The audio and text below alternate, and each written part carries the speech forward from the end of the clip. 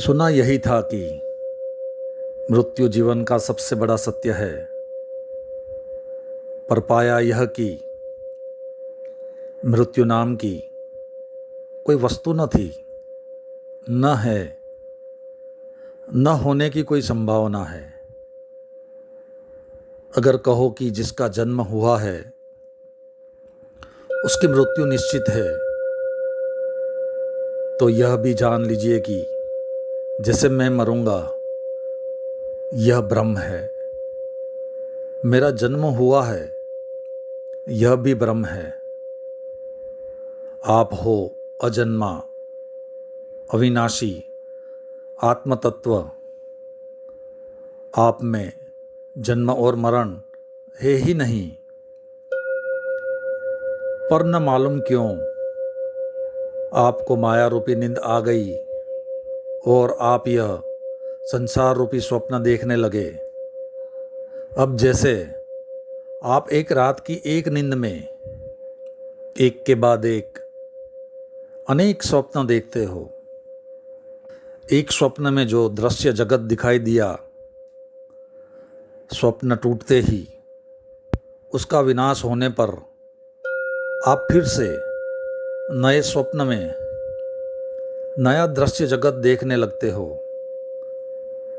यही एक स्वप्न में मरकर दूसरे स्वप्न में जन्म ले लेना है। ऐसे ही जिसे आप मृत्यु कहते हो, यह और कुछ नहीं, इस जागृत रूपी स्वप्न का टूट जाना है। स्वप्न टूटता है, आपका कुछ बनता बिगड़ता नहीं। आप तो तभी तत्क्षण अपनी कल्पना शक्ति से दूसरा जागृत रूपी स्वप्न देखने लगते हो। और किस स्वप्न में आप क्या कल्पना करने लगो, क्या अपने को समझने लगो, इसका कोई ठिकाना नहीं है। अब इस समय आप जो अपने को समझ रहे हो, यह आपका स्वप्न ही चल रहा है। कुछ देर में जब यह टूट जाएगा, आप नया बुनने लगोगे।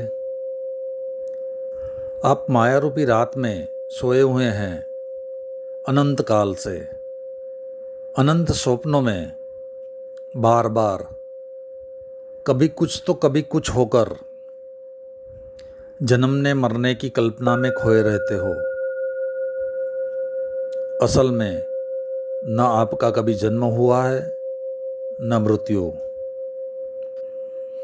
यह बिल्कुल ऐसे हैं जैसे एक फिल्म पूरी हो जाने पर नई फिल्म में नया शहर, नए पात्र, नई ही कहानी होती है। पूछो कि इससे छूटा कैसे जाए, तो सरल है, कुछ है ही नहीं। स्वप्न को देखते देखते स्वप्न को स्वप्न जान लो। यही तरीका है इस मोह बंधन से छूटने का। इसका सारांश यही है।